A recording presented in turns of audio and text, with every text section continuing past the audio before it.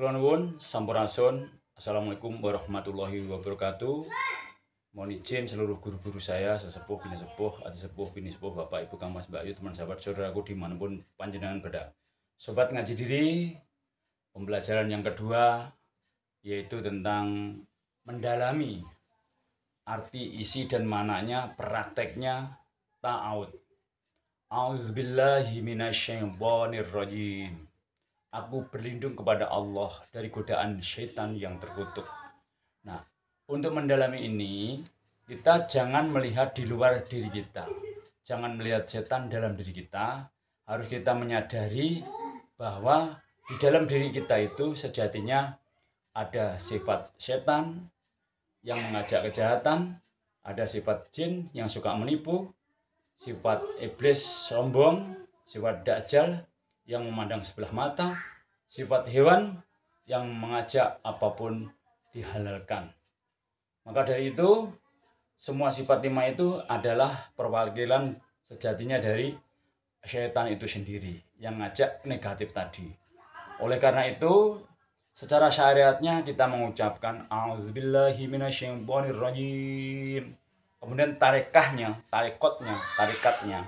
kita mulai membuktikan bahwa kita harus belajar menghilangkan sifat setan yang mengajak kejahatan, sifat iblis yang sombong itu di dalam diri kita dihilangkan. Kemudian sifatnya jin, kita jangan menipu. Kemudian sifatnya dajjal, jangan memandang sebelah mata. Dan sifatnya hewan yang memakan, menghalalkan segala cara tidak pakai pikiran, karena memang hewan itu enggak ada pikiran. Nah, sejatinya manusia itu semua sifat ada di dalam dirinya. Kita jangan memandang di luar diri kita, jangan nyalain setan, jangan nyalain jin, jangan nyalain iblis, jangan nyalain hewan, jangan nyalain dajjal. Namun sifat yang ada di dalam diri kita itu, itulah yang kita keluarkan, itulah yang kita kendalikan. Jangan sampai sifat-sifat itu mewakili diri kita. Setelah seseorang sudah bisa menghilangkan sifat kelima tersebut, barulah nanti kita akan ketemu namanya sifat manusia sejati. Jadi manusia sejatinya manusia itu yang sudah bisa menghilangkan sifat kelima tersebut. Itulah yang dikatakan menjadi manusia sejati. Jadi sudah hilang sifat hewannya, sudah hilang sifat setannya, sudah hilang sifat iblisnya, dajjalnya, dan satu lagi sifat jinnya sudah tidak ada. Itulah pembelajarannya yang harus kita belajar, menghilangkan sifat-sifat dalam diri, tidak boleh menyalahkan di luar diri. Kemudian setelah itu dalam keseharian kita buktikan, kita belajar menjadi manusia sejatinya manusia. Nah, setelah kita menjadi belajar manusia sejati, kita mengikuti di atasnya, yaitu sifatnya wali-wali. Sifatnya wali, salah satu tandanya ia tidak ada kekhawatiran dalam hidup. Jadi para wali Allah itu salah satu tandanya ia tidak ada kekhawatiran dalam hidup. Beliau sangat yakin losdol ke Gusti Allah. Nah, kita ikutin bahwa kita jangan khawatir dalam hidup ini karena semua ada Allah. Kita menjadi wakilnya Allah. Kemudian mengikuti sifatnya para nabi, sudah diajarkan. Nabi itu sifatnya sidik, tablek, amanah, fatona. Harus bisa mengikuti, jadi orang yang cerdas, terpercaya, amanah, dan menyampaikan, jujur. Nah, itu salah satu sifat-sifat itu yang harus kita ikuti. Kemudian sifatnya Rasul, yaitu menerima wahyu untuk dirinya dan hambanya atau umatnya.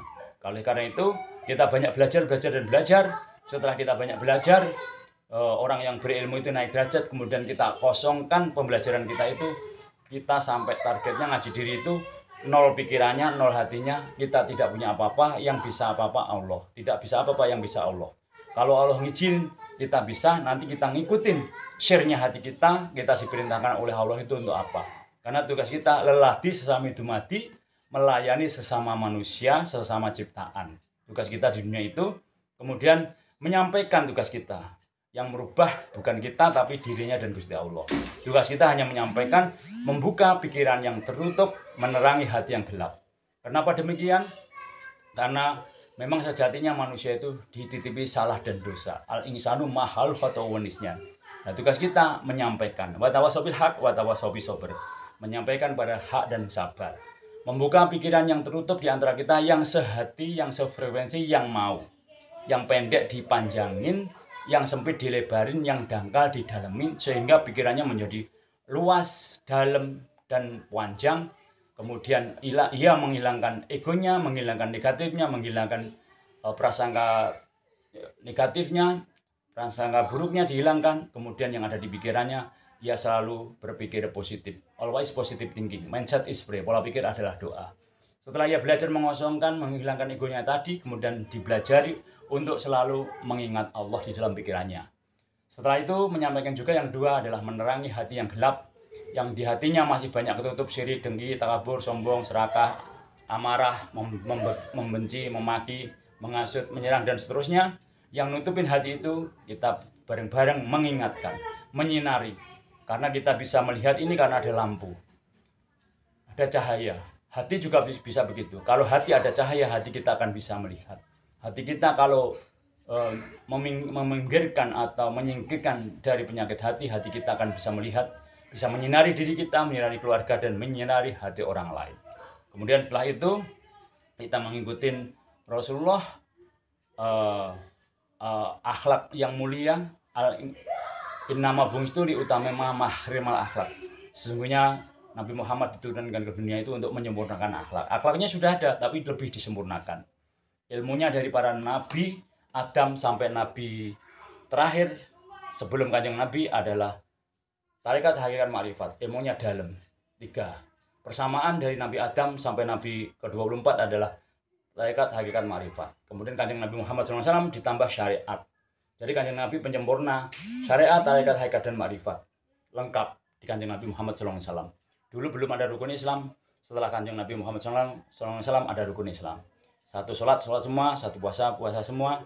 Menjadi rukun secara Islam. Ada syariatnya. Kemudian setelah itu belajar sifatnya malaikat yang selalu patuh, taat. Kemudian setelah itu belajar sifatnya Allah itu sendiri. Allah maha kasih sayang, kita belajar kasih sayang. Allah maha kasih sayang, kita kasih sayang, dekat. Allah maha kasih sayang, kita nggak punya kasih sayang, jauh dari Allah. Allah maha sabar, kita belajar sabar, dekat. Allah maha sabar, kita galak, ya jauh dari Allah.